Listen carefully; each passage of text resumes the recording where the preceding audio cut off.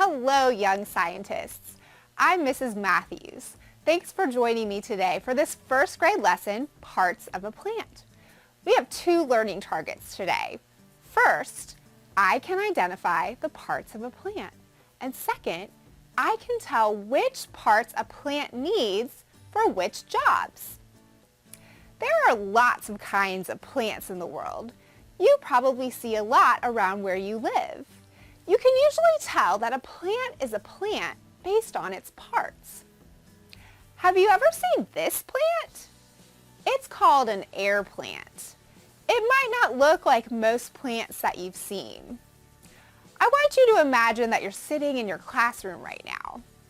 What question might you ask a friend in class about this air plant? I'm going to think of a question too.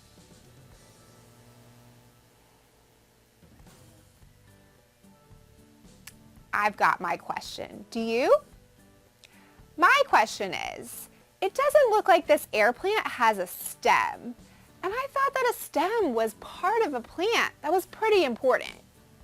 I'd love to hear your question now. Go ahead and tell me.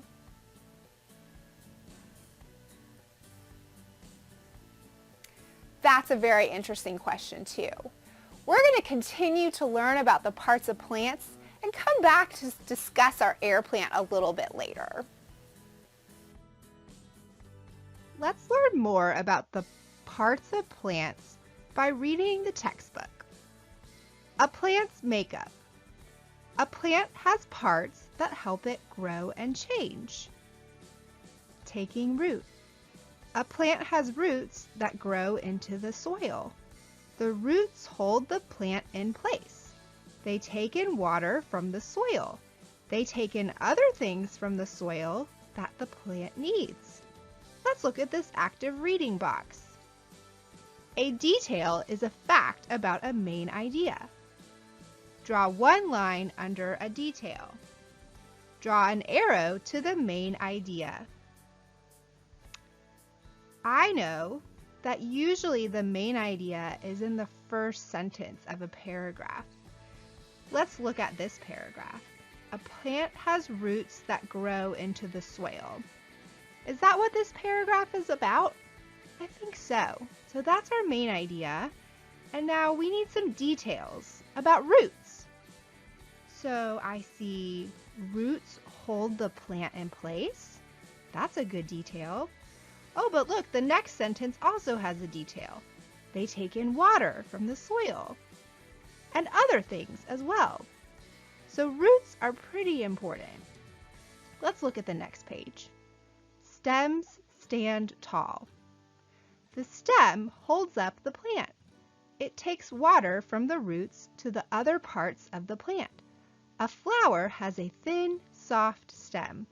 A tree has a thick, woody stem called a trunk. That's very interesting. I've never thought about how a trunk is also a stem. I usually just think about soft flower stems.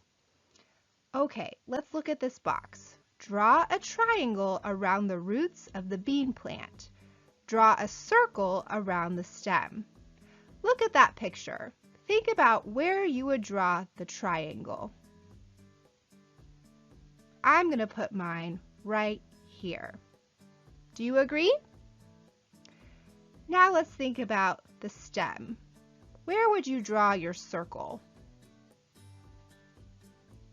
I'm going to put my circle right here. Is that the stem? Yes, it is. Leaves at work. A leaf is a plant part that makes food for the plant. It uses light, air, and water. Active reading.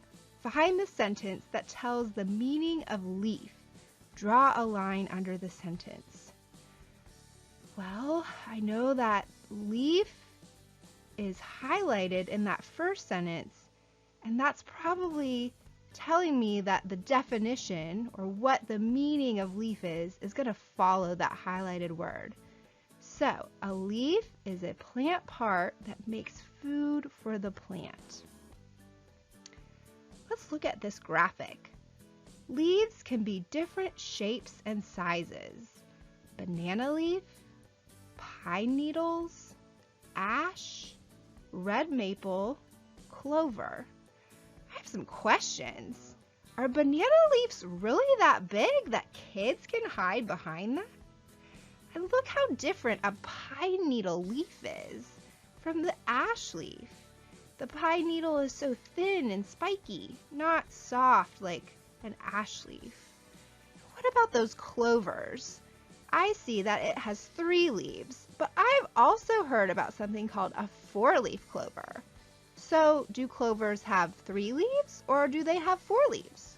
Or could they have both? Let's keep going.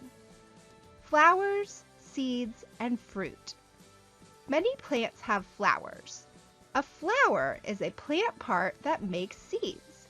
A new plant may grow from a seed. The new plant will look like the plant that made the seed. Many flowers grow into fruits. A fruit holds seeds. Let's look at this picture. So I see a lemon and there's a seed inside. Yeah, I hate it when the seeds come out of lemons. But seeds are so important because they make new fruits. Now, let's look at the picture inside of that. We see the fruit, the actual lemon on the tree, and the flowers.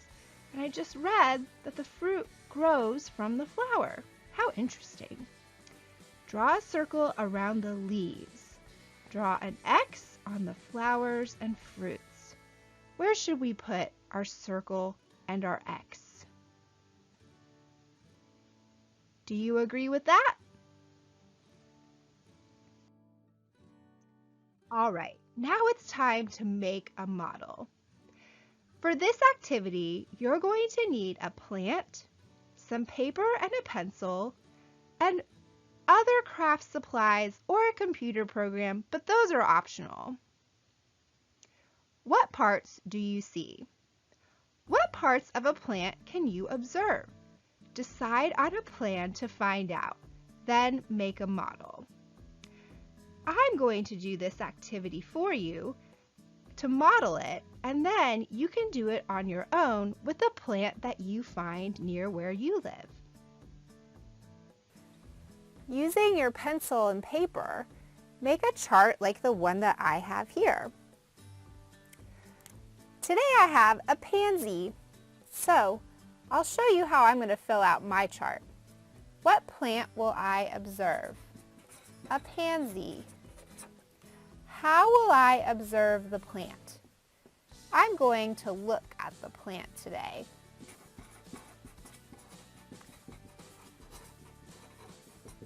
How will I show what I observe? I'm going to make a model. Now, a model can take several forms. I could draw a picture and label it. I could make a 3D model, or I could even use a computer program to show what this plant looks like. Today, I'm going to make a 3D model using Play-Doh. So I have my pansy, and I have 3 different colors of Play-Doh. I'm going to make my leaves and a stem and some roots.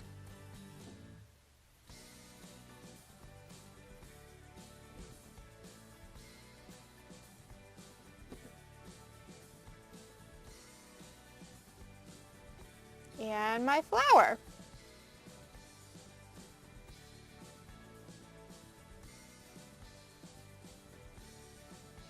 Now, a good model will also have labels.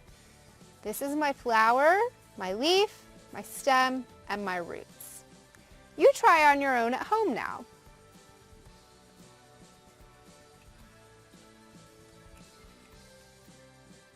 We've learned a lot about plants. Let's check our knowledge. Here are 2 riddles. See if you can solve them. I can be thick or thin. I can be short or tall. I help a plant get water and hold it up so it won't fall. What am I? I think I know. Do you know? The stem! That's right. Riddle 2. It can be different colors, shapes, and sizes.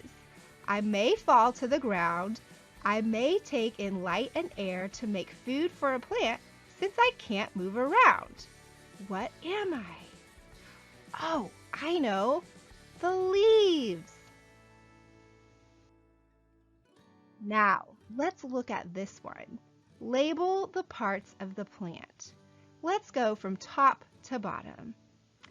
What will we write in the top line? That's right, that's the flower. What about on the second line? Very good, that's the leaf. And the third line? Right, that's pointing to the stem.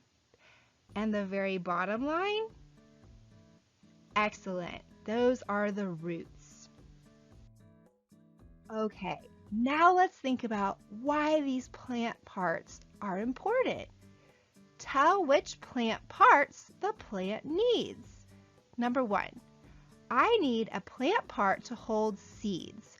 What part do I need? That's right, the flower. I need a plant part to take in water. What do I need? Yes, the root. I need a plant part to make fruit. What part do I need? Excellent, the flower. I need a plant part to make food. What part do I need? You remember, the leaf. Number 5, I need a plant part to hold me up. What part do I need? Of course, the stem. Number 6, I need a plant part to make a plant just like me. What part do I need? Great job, the seed.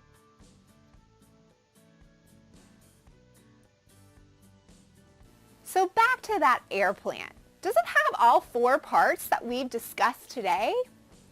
An air plant is a type of plant called an epiphyte. That means that it's a plant that grows on trees or branches. It doesn't actually use its roots to dig into the soil. Its roots are actually just used to hold it in place on that tree or branch. It gets all of the nutrients and water that it needs through its leaves. That's different. An epiphyte and an air plant can flower, but sometimes only once in their lifetime. This plant is so interesting. Many plants are. I'll see you next time as we discuss the needs of plants. Thanks for joining me.